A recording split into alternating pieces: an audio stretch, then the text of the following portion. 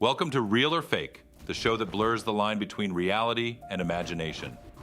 Each episode presents three mind-bending stories, some drawn from the annals of history and others spun from the depths of creativity. But here's the twist. It's up to you, the listener, to unravel the enigma. Can you discern which tales are rooted in fact and which ones are expertly crafted works of fiction? Real or Fake will challenge your perception of reality.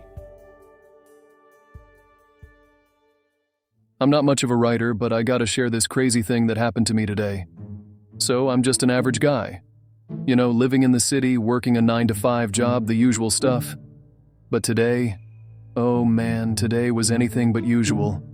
It all started like any other weekday. My alarm clock blared and I dragged myself out of bed, groggy as all heck. You know how it is, right? I got dressed, had a quick breakfast, and headed out for work. My place is in this kind of regular neighborhood, nothing special about it. That's what makes this whole thing so dang unbelievable. So, I step outside, ready to hop in my car, and I notice something strange. I mean, real strange. Everyone on my street is looking up at the sky, like they've seen a UFO or something. I'm thinking, what the heck? Did I miss a meteor shower or something? I follow their gaze, and that's when I nearly drop my keys. Up in the sky, I see it. A whole freaking city, just floating up there surrounded by clouds. I rub my eyes, blink a few times, but nope, it's still there. I ain't never seen nothing like it. I start walking down the street, and my neighbors are all chattering away. What's going on? Is this some kind of movie set? Is this a prank? But ain't nobody got any answers. As I get closer, I can see the city real clear. Tall buildings, lights on in the windows, like it's all business as usual up there. But it ain't supposed to be up there, right? It's supposed to be down here on the ground. I whip out my phone and start recording, like any sane person would. I mean, if this ain't some kinda elaborate hoax, it's gotta be a government experiment or something. My heart's pounding, and I can't stop shaking as I capture this mind-blowing scene. The whole city is just hanging there, defying gravity or whatever. It's like a scene out of one of them sci-fi movies, except this is real-life man. News vans start rolling up, reporters jabbering into microphones, and helicopters circling overhead. But ain't nobody can figure out how or why this city's just floating in the sky. It's a whole dang mystery. Hours go by, and the city's still up there, not budging. People are calling their families, telling them to turn on the TV, and the whole world is watching this insane spectacle. As the day goes on, the whole city is in shock at what they see. I mean, how do you even explain something like this? The experts are on TV, talking about physics and quantum who knows what, but I can't make heads or tails of it. All I know is that I saw it with my own two eyes. So, there you have it, folks. This ain't no made-up story or a prank. I don't know what's going on, but I sure hope someone figures it out soon. So, do you believe that this story is real or fake?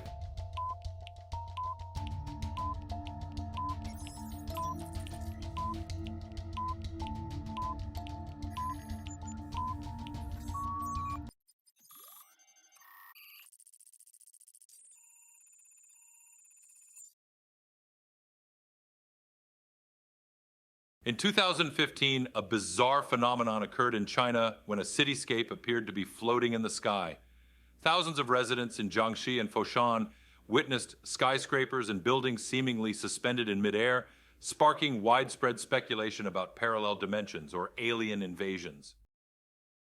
The floating city illusion was indeed a real event, but it had a scientific explanation. It was an atmospheric optical illusion called fata morgana, caused by temperature inversions that distorted the appearance of distant objects, including buildings. No parallel dimensions or aliens were involved.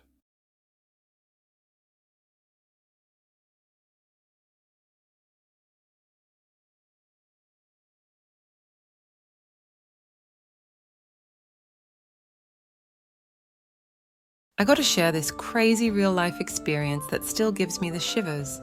So, it all started on a sunny morning. I had to deliver some goods to our local market. Nothing unusual, right? Well, This day turned out to be anything but normal. I woke up like any other day. The sun was shining through my bedroom window, and I could hear the birds singing outside. My little house felt cozy and familiar. I had no idea that this ordinary day would turn into a living nightmare. As I made my way to the market, everything seemed usual at first. The streets were buzzing with people, and everyone was going about their business. But something strange was in the air. I noticed a group of folks gathered on the corner, dancing to a beat I couldn't hear. At first, I thought it was just some sort of street performance, but oh boy, was I wrong. As I got closer, I felt a weird sensation, like a tingling in my feet. I couldn't help but start moving to the rhythm, even though I had no idea where it was coming from. It was like my body had a mind of its own, and I was powerless to stop it. I tried to resist, but the dance took over me, and I found myself swaying and twirling right there on the street.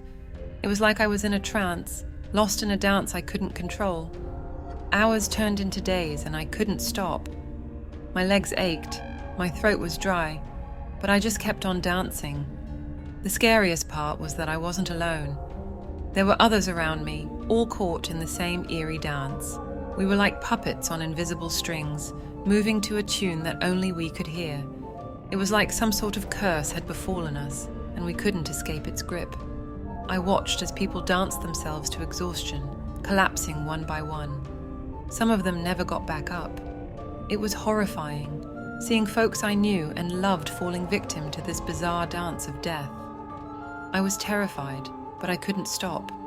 It was like an invisible force was pushing me to keep going, even when I felt like my body would give out.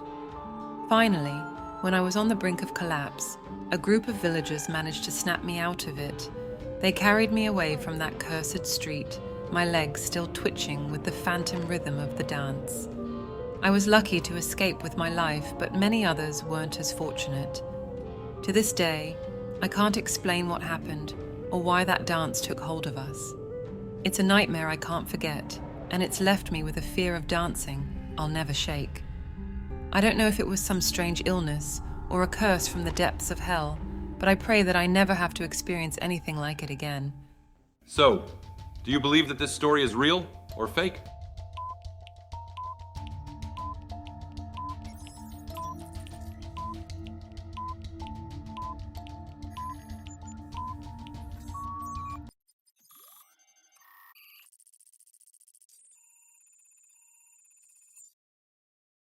In 1518, a small French town was hit by a bizarre epidemic.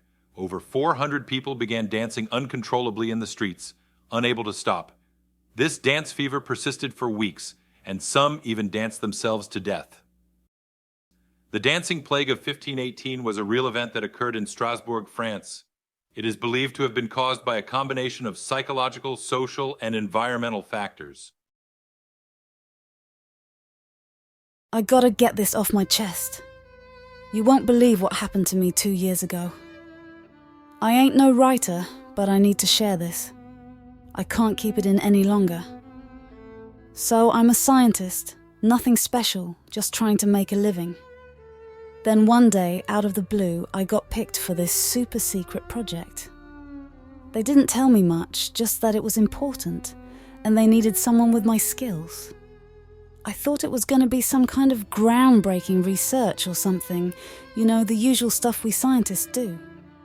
Fast forward 2 years, and I'm still haunted by the things we did.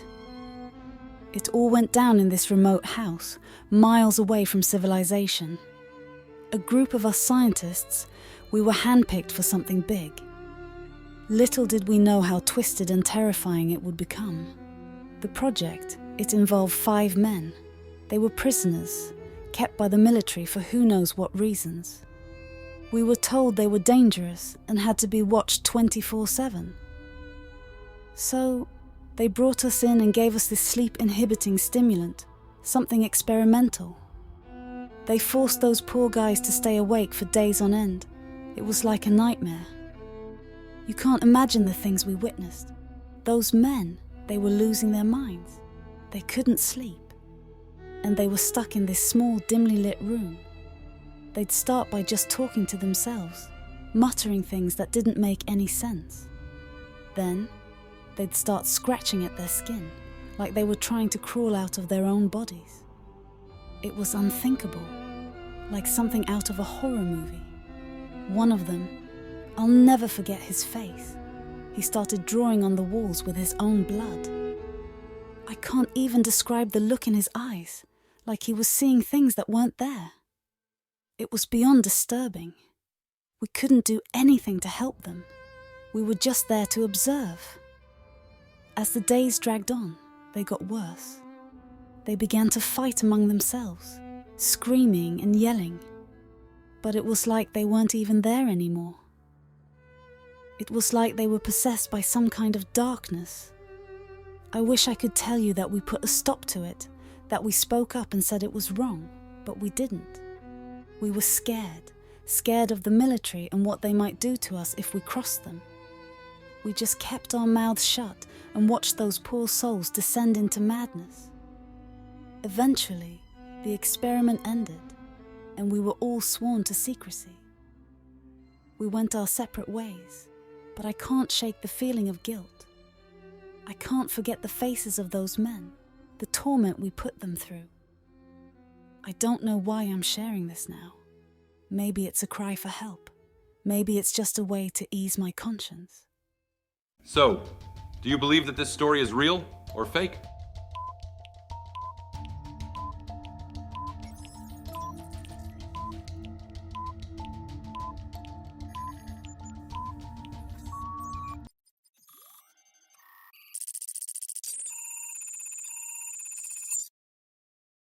The Russian sleep experiment is a well-known internet urban legend and creepypasta that originated on the internet in the early 2010s. It is a fictional horror story that has been widely circulated and shared online, but it is not based on any real events or historical occurrences. The story typically revolves around a group of Russian political prisoners who are subjected to a horrifying experiment in which they are kept awake for an extended period of time using a gas stimulant. So, how did you do? Were you able to tell the difference? Did we blur the line too much? Remember this, for every open book, in between the pages of facts, there's space where fiction lies.